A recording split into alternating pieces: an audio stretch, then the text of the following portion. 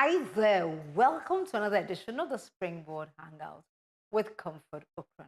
The Springboard Hangout, as you know, is your funducative program where we have fun and talk about issues that concern us. Springboard Hangout is brought to you by the Springboard Roadshow Foundation in partnership with the Ghana Grows program. And Ghana Grows is an initiative of the MasterCard Foundation in partnership with the Springboard Roadshow Foundation.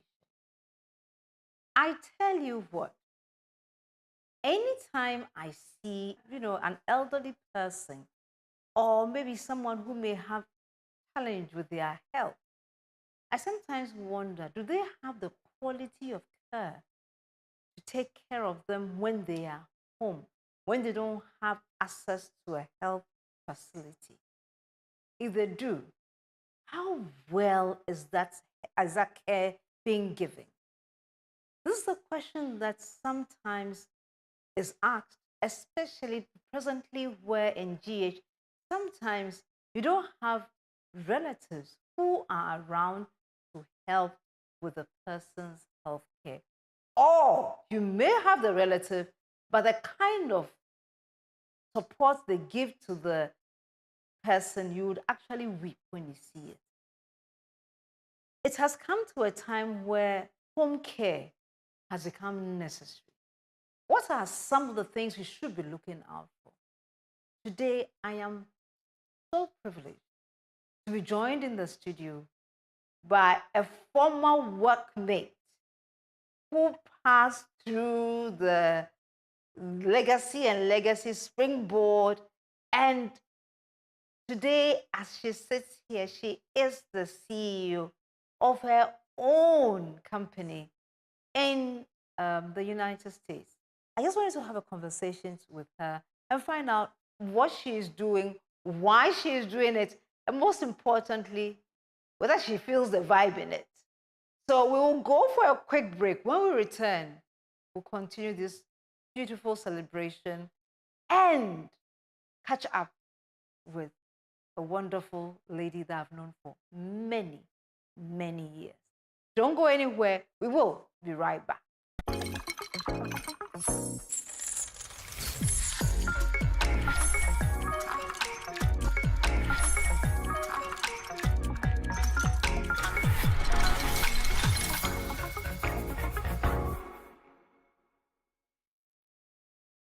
Hi, and welcome back to the Springboard Hangout with Comfort Okran. You know, Springboard Hangout is an initiative of the Springboard Roadshow Foundation in partnership with the Ghana Grows program. And today, I'm really, really excited. I've been joined by Angela Berko. She is the co-founder as well as the director of the nurses of the McAngel nursing homes. And she does so much in her space. But the interesting thing, what is making me excited, was that as far back as 1984, Angela was working with us. At first, Combat Impressions, then with Legacy, and then with Springboard Roadshow Foundation. And then she decided to start a different journey for her life. Angela, welcome back not only to the Springboard Hangout, but welcome to the Roadshow, welcome to Legacy, welcome to Ghana. Thank you. Thank you. Thank you so much for having me. I am excited to be back. Anytime I'm back home, it is home. So I'm excited to be back, and thank you for having me here today. Angela, many, many years ago, we were going around the country encouraging young people to dream dreams. Yeah. Tell me a bit about that time.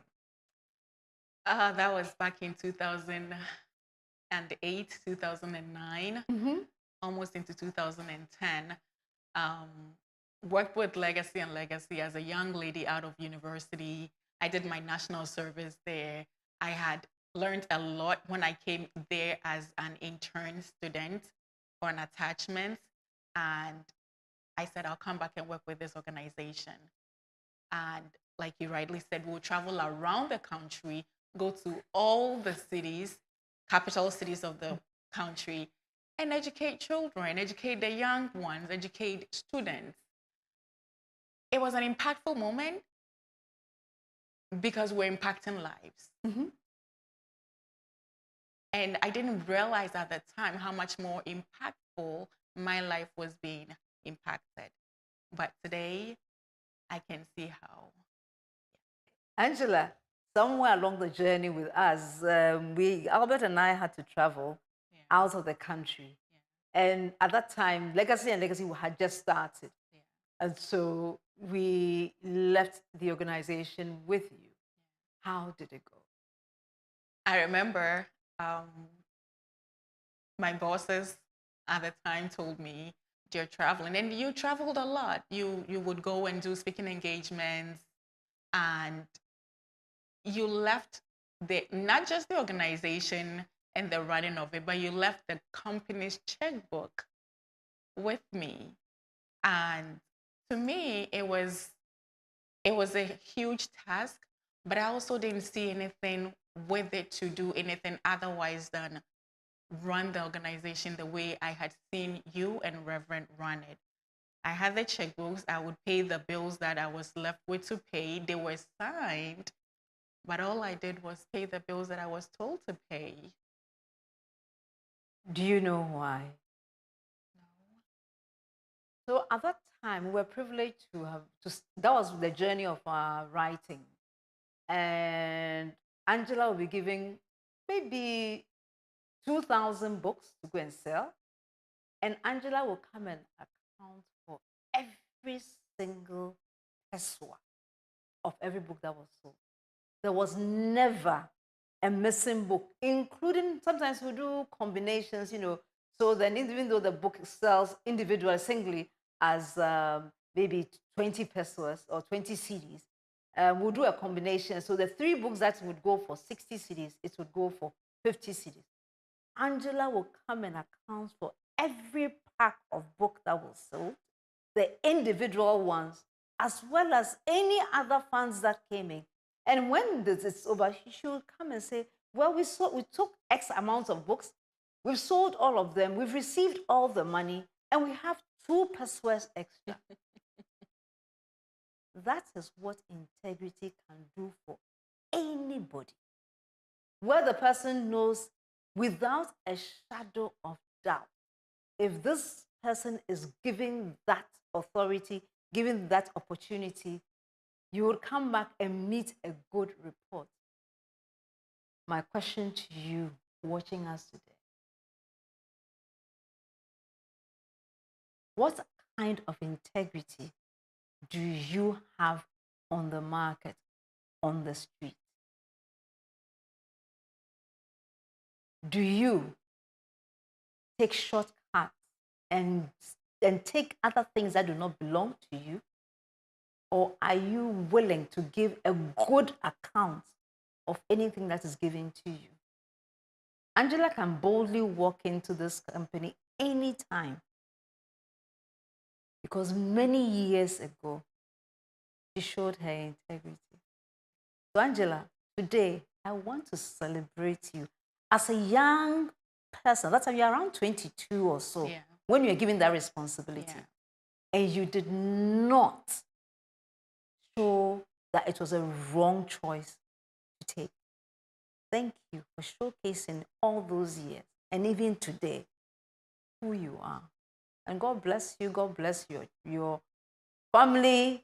I know Mom just passed, but God bless Mark and everybody who have been on your side all these years. I love you.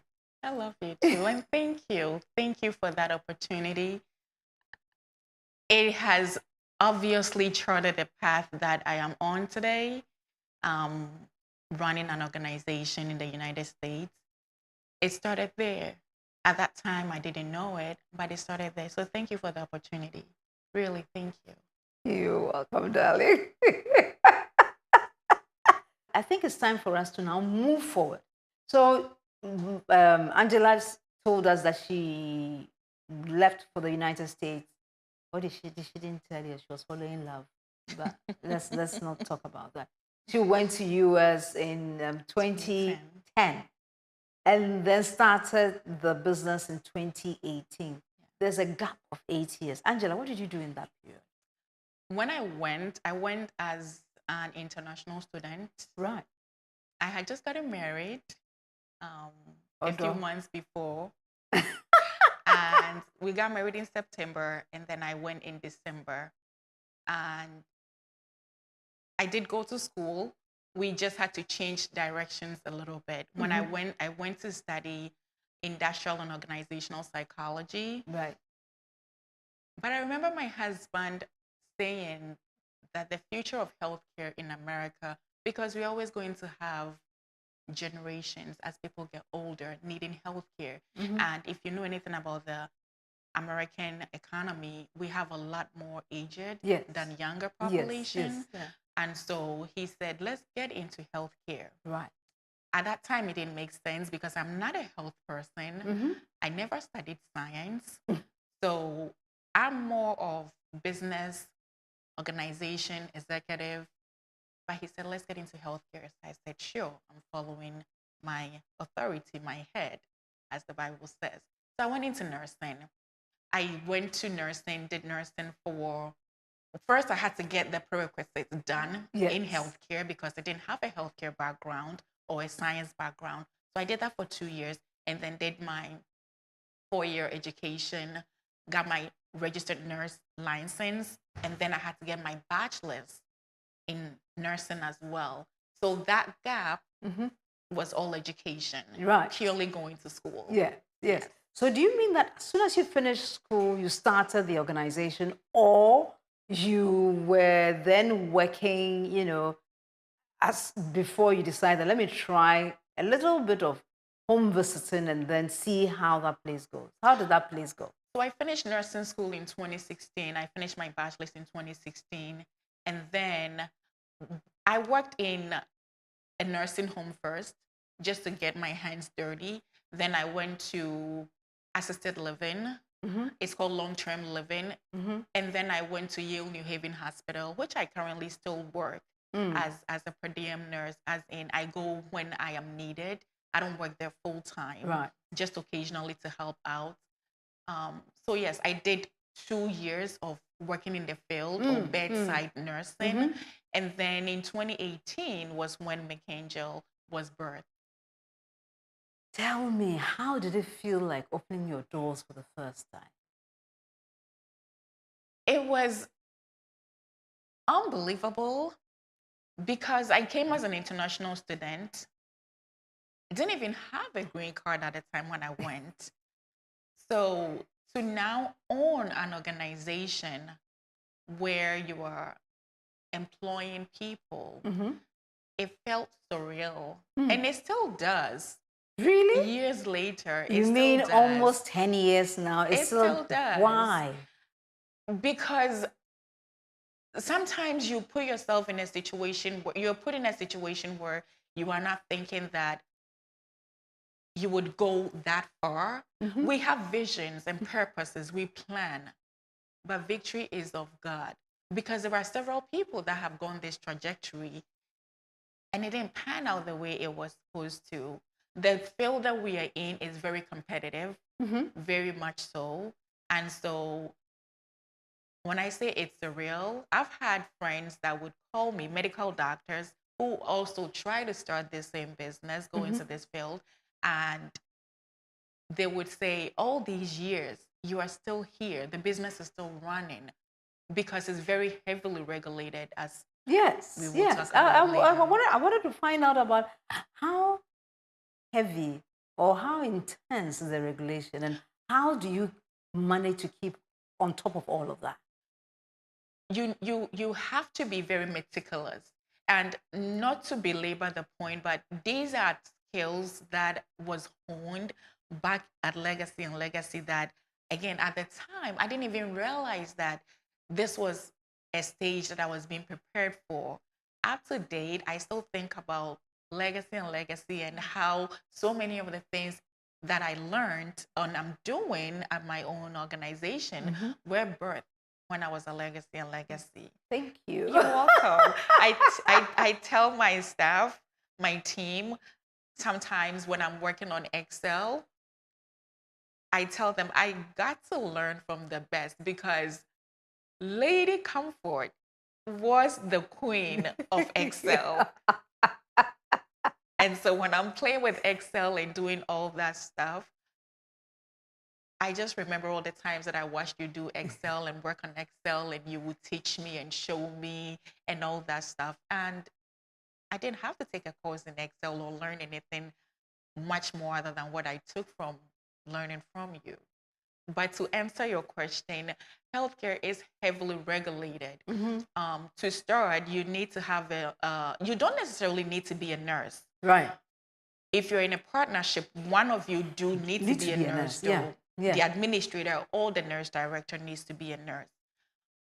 You have to have your licensure from the state, whatever state you're in. So we're in the state of Connecticut. So we get licensed by the Department of Public Health, DPH. Now, to get that license, it's almost like going through hoops, several categories of regulations, of things you need to do, of policies, of procedures, of compliances. You have to show so many things.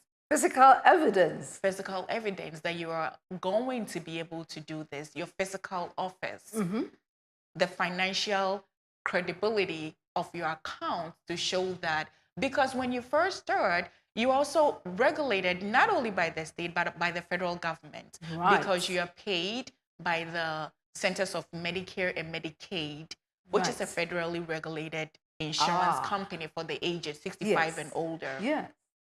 And so if you're being paid by the federal government, you better believe they will regulate you. So come and look at their books and make sure that you're taking you're using their money judiciously. Very judiciously. And not squandering it anyhow. Absolutely. So you started first with you and Mark. Did you have any other person joining you as co-founders, or you were just, I mean, when I say co-founders, in this case, the people who were working, was it just the two of you, or immediately you brought on nursing staff? We had to have an organization, have accredited organization. We had to have what we call a PAC. And so the PAC is made up of, you have to have a doctor on board, you have to have a physical therapist, a social worker, you had to have a nurse on that body also. So they sort of served as the lead body for the agency. And so everything that you did, because of all the fields you were in, nursing, physical therapy, occupational therapy, you have to have doctor's orders. You had to have a representation of each one of these on that board so that they would regulate what you're doing. And the state requires that. So you have that body there. Now, for the agency itself, we had to have an administrator, which is Mark, and then we had to have a clinical nurse manager at the time, because to go in healthcare in the home, you need to have also worked in the home.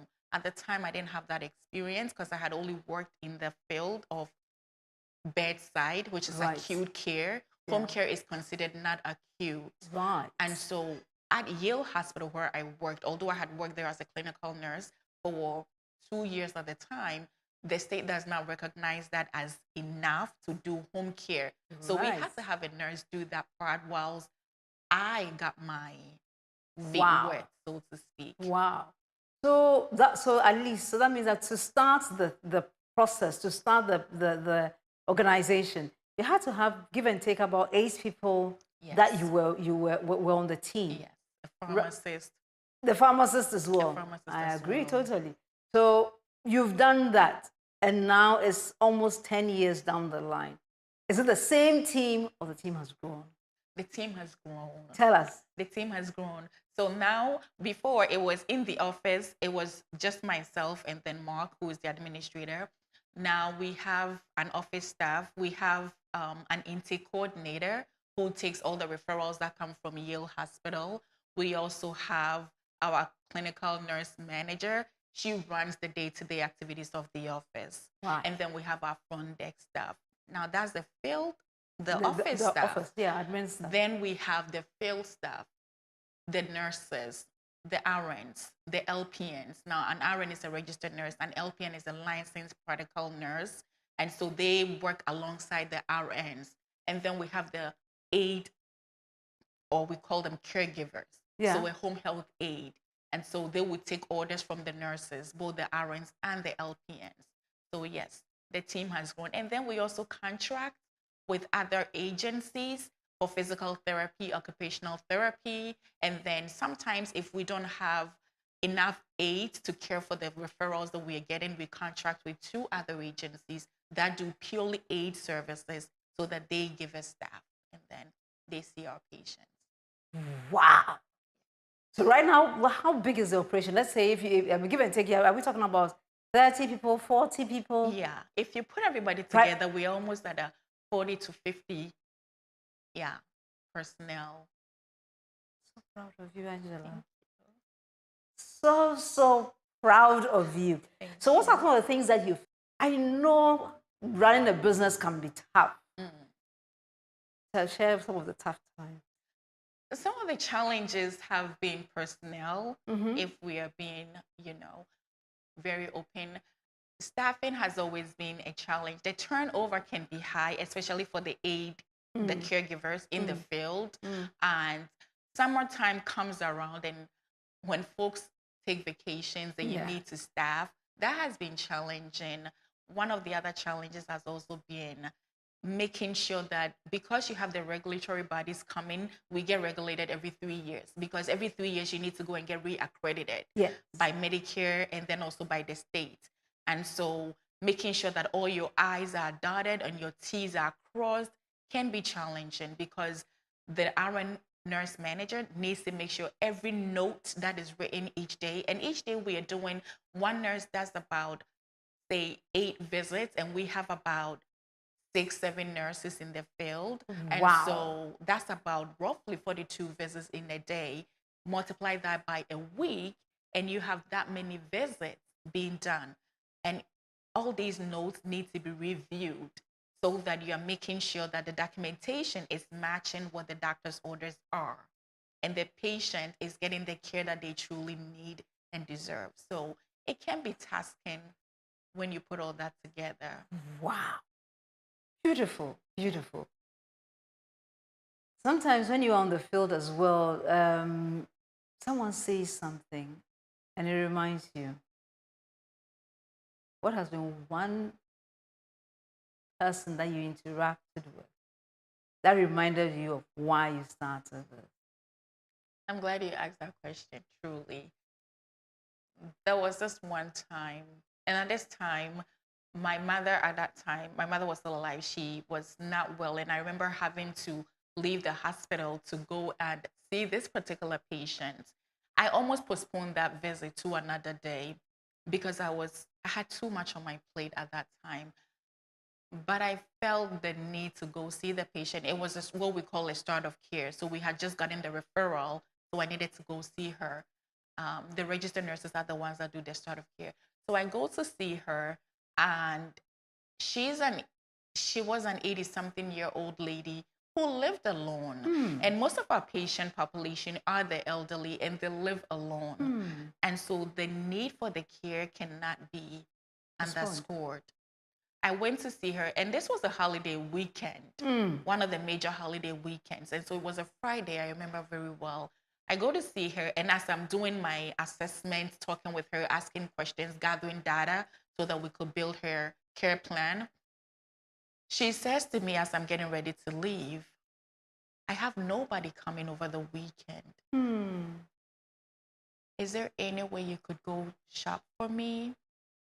Ideally, this is not the kind of work that I would do as a registered nurse. But looking at a frail old lady in her 80s, living alone, had nobody coming over the weekend, I finished with my assessment, my clinical assessment, took her card, took her shopping list, went and shopped for her. And when I came back, the look on her face and the fact that she was so grateful always reminds me that this is not just a career that you are doing. This is human service. Yeah. Wow. That's a beautiful story. Really, really beautiful story. And I mean, it tells you sometimes we are so enamored with the funds, Yeah. with the money Yeah. that people pay. Yeah. But really, we are serving humanity. We are. And with that kind of perspective, the way we approach our jobs is different. Yes. And it does make a difference to the people that we provide service to as well. When I went to your website and we were looking at what you do as an organization, I realized that you have 7 key values that you do not play with. Your core values are client-focused care, innovation, inclusiveness, integrity, accountability, compassion, and respect. Which one resonates with you most and why? That's a hard pick. But I would straight up say accountability. Mm-hmm. It resonates with me because before you can get to compassion and inclusiveness and client focus and all that, if you are not accountable for what you're doing, you wouldn't get there. If you're accountable to someone or to something, you know you have to be responsible. You know you have to show something. You know at the end of the day, you're going to be asked what you did. And so accountability all the way. Hands down. Hands down. Hands down. Oh, wow. You walked into then Combat Impressions as an intern to volunteer for the first Springboard Roadshow that we're going to do. And then you walked on and started a business in 2018. If you had the chance to go back to your younger self in 2018, what would you tell that younger self about starting a business? Don't start or what? Absolutely start. Because back then, the stage was being set. Even though I didn't know it then, the things that I learned, all the late nights that we had, staying in the office late, working on the weekends, going to speaking engagements, traveling outside of the city. It was a stage and I didn't even realize it. And so 100% hands down, start a business. Your stage is set. The world is your oyster. You have only just begun. Yeah. So as we close today's edition of The Hangout, what 3 pieces of advice would you give to any young person watching us today to help the person also start on that trajectory to see either the person owning his or her own business or practicing her craft in somebody's business in a very responsible way? What 3 pieces of advice would you leave with our audience today? The first one I would say is whatever your hands are found to do now, be it personal or working for someone or working with someone, have that level of integrity because you never know the stage being set for you as you are learning, studying, watching. So have that level of integrity to know that this could one day be yours, or you could be in this position where someone else is also working with you or for you. The second piece of advice I would say is study quietly. There are times that we are in a hurry to move and be on our own, and you may not be ready. The spotlight can be very bright. And when you are not ready, it will burn you to a crisp. And so you need to study quietly, sometimes in the shadows. Sometimes you're not even recognized, but you do not know what you're learning until you are put on the spot. The final piece of advice I want to give is don't belittle yourself. We all have such potential in us that has been put in us by God. And the reach of our dreams is only limited by our thoughts. That's my advice. Whew, that is hot. Woo! Angela, that was beautiful. Have integrity. Do not be in a hurry. And most importantly, believe in you, yourself. Because that which was put in you by God, no one can take it away. The only limitation is what kind of limits you choose to put on it. And Angela, I'm so grateful that we got this chance to have this conversation just because you happen to be in Ghana for just a short time. Yeah. Thank you for coming. Thank you for all those years. And thank you for showcasing across the world that it is possible to succeed so far as you have, developed yourself well. And then you are ready to pay the price to make it happen. Thank you. And thank you for all those lives you touch in their homes, especially the elderly, for the care that you give to them. Thank you. We are grateful, extremely, extremely grateful. And therefore, what story do you have that you think, my story, it's possible as well, and you want us to tell it? Just send a message to our hotline on 024 9999555, 024 9999555, or 0544 315161, 0544 315161. Would love to share your story as well. Get in touch. Therefore, until we come your way again with another inspirational story of some amazing person like Angela, know that you are loved.